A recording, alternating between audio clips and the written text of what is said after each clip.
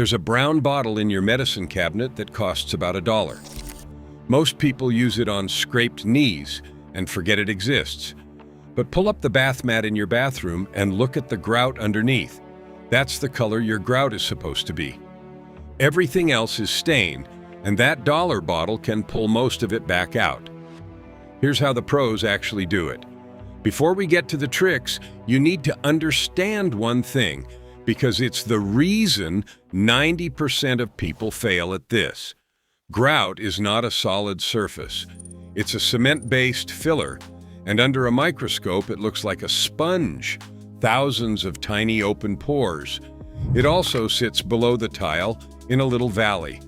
So every time you mop, you're not really cleaning the grout. You're pushing dirty water into a trench and letting it soak into a sponge. And here's the part that matters. Most of what's turning your grout black isn't dirt. It's organic. Soap scum, body oils, skin cells, mildew, bacteria, food residue, spilled coffee. That's why bleach seems to work for a week and then the black comes right back. Bleach knocks the color out of the surface stain but doesn't get into the pore, and it doesn't remove the biofilm feeding on it. Hydrogen peroxide is a completely different animal. It's an oxidizer. That extra oxygen atom is loosely attached, and when peroxide hits organic material, it lets that atom go, which is what breaks the stain molecule apart instead of just bleaching it lighter. That's also what the fizzing is. It's not cleaning power, it's the peroxide reacting and releasing oxygen right there in the pore. The brown bottle from the drugstore is 3% concentration, and 3% is what you want. Professional cleaners who use this method use the same drugstore bottle you can buy, not salon-grade developer, not industrial peroxide. Higher concentrations don't clean grout better. They just increase your odds of bleaching something you didn't mean to bleach and burning your hands. One more thing before we start. Sweep or vacuum first and let the grout dry. Peroxide is mostly water. If you apply it to wet grout, you're diluting your own product before it ever touches the stain. All right, 9 tricks. Number 1, the 2-to-1 paste that does 80% of the work. This is the foundation, and everything else in this video builds on it. Do not pour peroxide onto grout straight and start scrubbing. It's a thin liquid. It runs into the low spot, spreads across the tile, and evaporates. You get maybe 60 seconds of contact time on the actual stain. The fix is to thicken it. Professional cleaners mix roughly 2 parts baking soda to 1 part 3% hydrogen peroxide. That's the ratio you'll hear from working pros over and over. Start with a half cup of baking soda in a small bowl and dribble the peroxide in a little at a time, stirring as you go. If it gets soupy, add more baking soda. If it's crumbly, add a splash more peroxide. What you're going for is toothpaste. Not pancake batter, not frosting, toothpaste. Thick enough that when you smear it on a vertical shower wall, it stays put and doesn't slide. Now, why baking soda specifically? 2 reasons, and they're both doing real work. First, it's a mild abrasive. Baking soda crystals are soft enough that they won't scratch ceramic or porcelain, but hard enough to physically scrub grime out of grout's texture.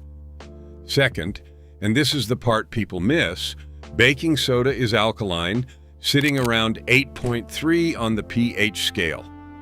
Hydrogen peroxide oxidizes faster in an alkaline environment. So the baking soda isn't just a thickener, it's speeding up the chemistry. Apply it thin and even, directly on the grout line using an old toothbrush or a gloved finger. Don't glob it on, a thick clump just dries into a crust, and the peroxide underneath never gets to do anything. Then walk away for 5 to 15 minutes. That's the dwell time. That's the whole trick. The peroxide needs to sit in the pore and break the stain apart chemically, and no amount of scrubbing substitutes for that. Come back, scrub in small circles, Rinse with clean water until every trace of residue is gone and let it dry completely before you judge the results. Wet grout always looks darker than it is. Number 2, the dish soap upgrade for kitchen grime. Here's a scenario every American homeowner knows. You use the paste on your bathroom floor and it works beautifully. You use the exact same paste on the kitchen floor near the stove, and it barely moves the needle. That's not a failure of the peroxide. It's a physics problem. Kitchen grout, especially in front of a stove or around a sink, isn't just stained. It's coated. Years of aerosolized cooking oil have settled onto it and hardened into a greasy film. Peroxide is water-based. Water and grease don't mix. Your paste is sitting on top of a layer of fat and never reaching the stain underneath. So you add a surfactant. Pros mix about 1 tablespoon of dish soap, half a cup of baking soda, and a 1/4 cup of 3% hydrogen peroxide. Dish soap molecules have a water-loving end and a grease-loving end. They grab the oil film and lift it so the peroxide can finally get to the actual discoloration.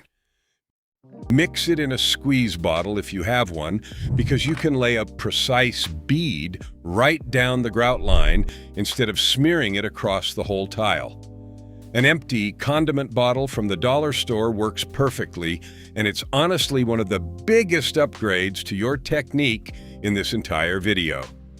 The trade-off is rinsing. Soap residue attracts dirt like a magnet.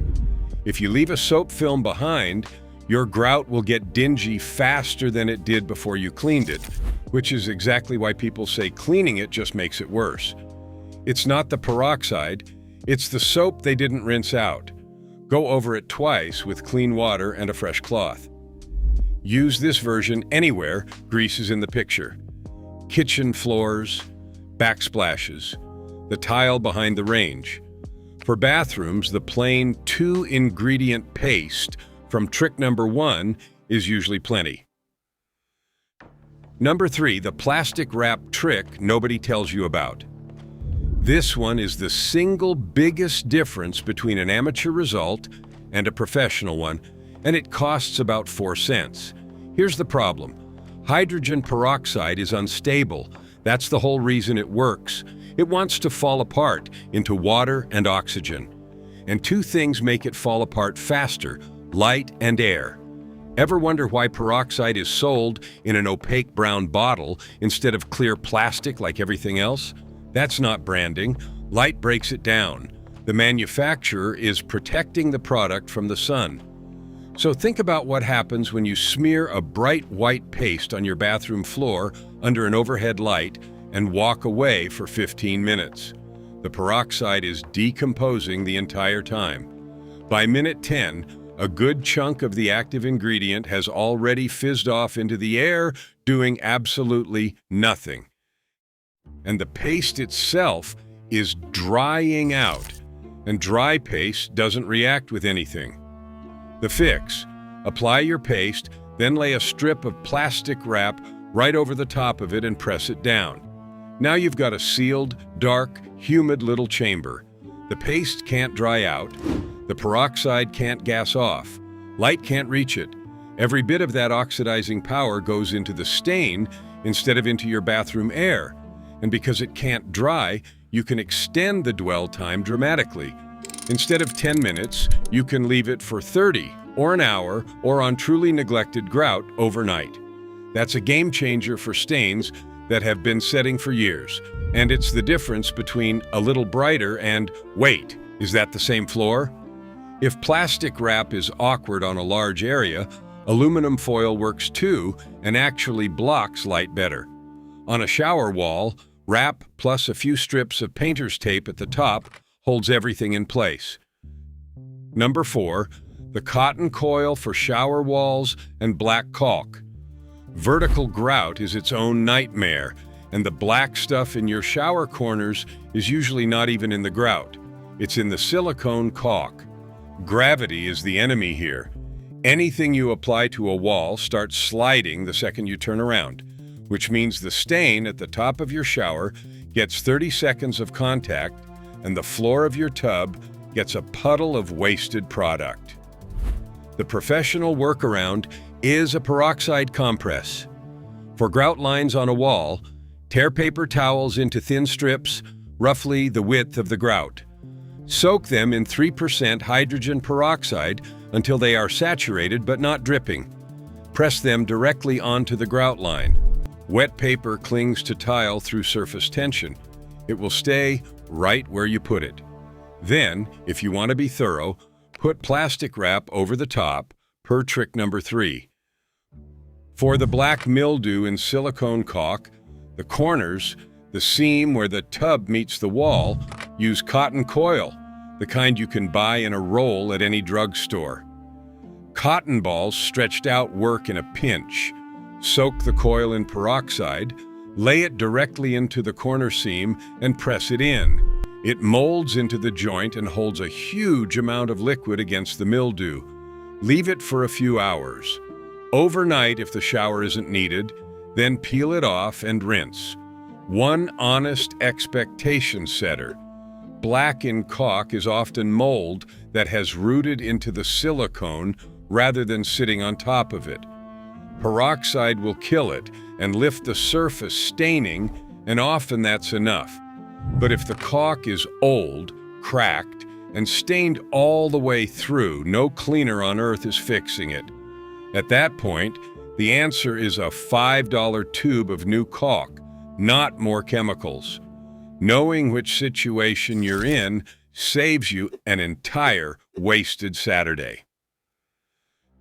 Number 5, the cornstarch poultice for stains that are years old.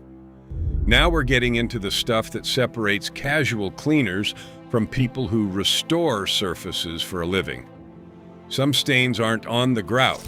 They're in the grout, a coffee spill, a red wine accident, a pet accident that sat for a day, something that wicked deep into the pores months or years ago. Surface treatment won't touch it because the stain is a 1/4 inch down. For that, you need a poultice, and it works by an entirely different mechanism than everything else in this video. Mix 3% hydrogen peroxide with cornstarch, with flour or talc also working, until you get a thick paste, closer to peanut butter than toothpaste. Trowel it onto the stain about a 1/4 inch thick, extending a little past the edges of the discoloration. Cover it with plastic wrap and poke a few small holes in the wrap with a toothpick. Then leave it for 24 hours. Here's the beautiful part. A poultice doesn't just chemically bleach the stain. As the paste slowly dries through those pinholes, it creates a drawing action.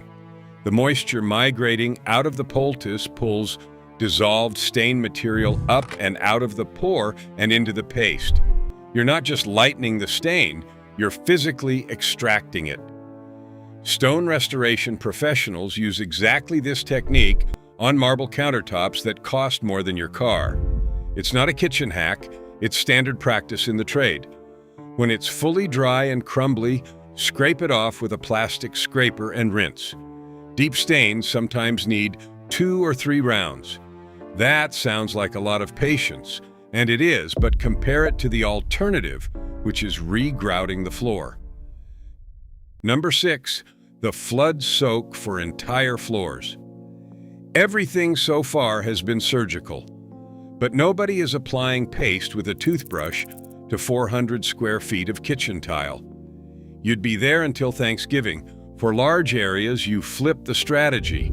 Instead of one aggressive treatment, you use a broad, thin one, and you let volume and dwell time do the work.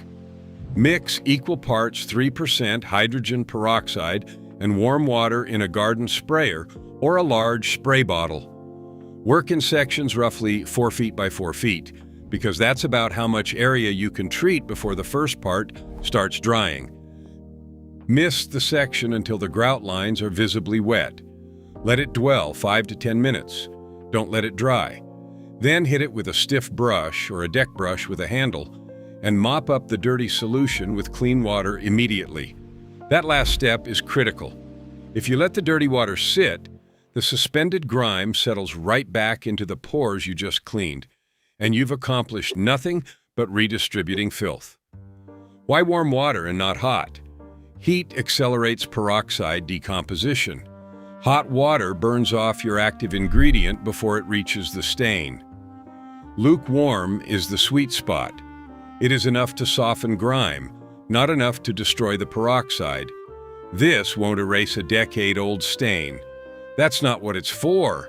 It's for the annual reset on a floor that's uniformly dingy, and it will absolutely brighten every grout line in the room in an afternoon. Then you go back with the paste from trick number 1 and spot treat the 10 or 15 spots that are still bad. That's how PROs actually work, by the way. Broad pass first, surgical pass second, never the other way around. Number 7, the mechanical multiplier. Let's talk about the thing every cleaning video quietly skips, the scrubbing. Peroxide does the chemistry, but chemistry loosens the bond, and something still has to physically evacuate the loosened gunk out of the pore. And a human wrist doing circles with a toothbrush maxes out at maybe 2 or 3 strokes per second for about 90 seconds before you're tired and start cheating. An electric toothbrush does roughly 7,500 strokes per minute. An oscillating sonic head goes far higher. Buy a cheap electric toothbrush, the $10 kind, and dedicate it permanently to grout. Never let it near your mouth again. Apply the paste from trick number 1, give it the dwell time, then run the electric brush down the line. The small head fits the grout channel perfectly, and the oscillation drives the abrasive baking soda into the pore texture in a way a hand simply cannot replicate.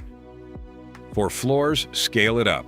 A drill brush attachment, a nylon bristle cup that chucks into any cordless drill, costs about $15 for a set and turns an all-day job into a 40-minute one. Use the softest bristle color in the set to start. The stiff ones can scour soft grout and, on some tile, dull the glaze. 2 rules with power scrubbing. First, let the chemistry work before you scrub, not instead of it. Powering a drill brush over dry grout with no dwell time is just sanding your floor. Second, don't lean on it. Let the tool's speed do the work, not your body weight. Grout is cementitious, and if you grind hard enough with a stiff brush, you can erode it, and erosion doesn't come back. This is the single most underrated tip on this list. Same paste, same peroxide, same dwell time, 10 times the mechanical action. The results aren't twice as good. They're dramatically better. Number 8, the melamine foam finish. Here's a moment everyone hits. The grout comes out beautifully, and the floor still doesn't look right. Look closer, the grout is clean. The problem is a thin, cloudy film on the tile face, usually a mix of soap, scum, hard water minerals, and old cleaner residue. Your eye reads the whole floor as dirty because the tile is hazy, and you blame the grout you just spent an hour on. The fix takes about 5 minutes. Melamine foam, the white magic eraser style sponges, is not a sponge and not a chemical. Under a microscope, it is a rigid, open microstructure that functions as an extremely fine abrasive, roughly comparable to very high grit sandpaper. It shears film off a surface mechanically. Lightly dampen a melamine block with 3% hydrogen peroxide instead of water. Wipe the tile faces, not the grout, the tile, with light pressure. The haze lifts off, the peroxide handles any organic residue and disinfects as you go, and the whole floor suddenly reads as new instead of merely clean. 2 cautions because this tip gets misused constantly. It is an abrasive, so do not use it on polished natural stone, glossy painted surfaces, or anything with a printed finish. It will dull them. And keep the pressure light. You are removing a film, not the tile. Use this last, after everything else, as the finishing pass. It is the step that makes the difference between you cleaned the grout and did you replace the floor. Number 9, the maintenance missed and how to stop doing this ever again. You did the work. The floor looks incredible. Now let's make sure you never have to do it again, because if you skip this, you'll be right back here in 6 months. Keep a spray bottle of straight 3% hydrogen peroxide in the bathroom. After your last shower of the day, mist the grout lines and the caulk seams. Don't scrub, don't rinse, just walk out. That's it. Peroxide's whole reason for existing as a first aid product is that it's antimicrobial. It kills the mold spores and bacteria that are trying to establish a colony in that damp grout. Hit them daily when there are 10 of them instead of 10 million, and they never get a foothold. And because peroxide breaks down into nothing but water and oxygen, there's no residue building up on the surface to attract new dirt. But, and this is the part that trips people up, you must store it in an opaque bottle. Remember trick number 3, light destroys hydrogen peroxide. If you decant it into a clear spray bottle and leave it on a sunny windowsill, within a few weeks you are spraying tap water on your shower and wondering why the mold came back. Buy a spray top that screws directly onto the original brown bottle, or use an opaque bottle and keep it in a cabinet. Peroxide also loses potency after the bottle's been opened a while, so replace it every few months. It costs $1. And the real long-term answer, seal your grout. Once your grout is clean and completely dry, give it a full 24 hours, then apply a penetrating grout sealer from any hardware store. It soaks into those pores and fills them, so the next coffee spill sits on top instead of wicking in. Reseal every year or 2. The whole job takes 20 minutes, and it's the actual reason professional grade work stays looking good. The safety section, the part that actually matters. Before you go anywhere near a bottle of peroxide, these are non-negotiable. Never mix hydrogen peroxide with vinegar. This is the most repeated bad advice on the internet. Combining them produces peracetic acid, a genuine industrial chemical used for sterilization in food processing plants under strict ventilation protocols. It is corrosive. It can burn skin and irritate your eyes and respiratory tract, and in a home you have zero control over the concentration. It also does not clean better than either ingredient alone. If you want both, use them sequentially in separate bottles with a rinse in between. Never combine them and never store them together in one sprayer. Never mix it with bleach or ammonia. Same principle, different hazard. You are not boosting anything. You are making fumes. Keep it off natural stone. Marble, travertine, limestone, hydrogen peroxide at 3% is sometimes tolerated on light-colored sealed stone as a spot treatment, but it can degrade the sealer and dull the polish, and on dark stone it can permanently bleach the pigment. If you have stone tile, use a pH-neutral cleaner made for stone, and if you insist on peroxide, test it somewhere hidden first. Ceramic and porcelain, which is most American tile, are fine. Don't use it on brand new grout. Grout needs roughly a week to cure. Cleaning it before then can weaken it. Wear gloves and ventilate. 3% peroxide is not dangerous, but it will whiten and irritate skin on prolonged contact, and a small closed bathroom concentrates everything. Open a window, run the fan. Test first, always. 1 hidden square foot every time. So the next time you look down at those gray lines and start pricing out a retile, remember, it is a $1 bottle, some baking soda, a little patience, and a piece of plastic wrap. Try it on one small section this weekend and see for yourself. Thanks for watching. If this video gave you something useful, hit that like button and share it with a friend whose bathroom needs it. It helps us make more. And if you want more videos from us, subscribe and turn on notifications so you never miss one.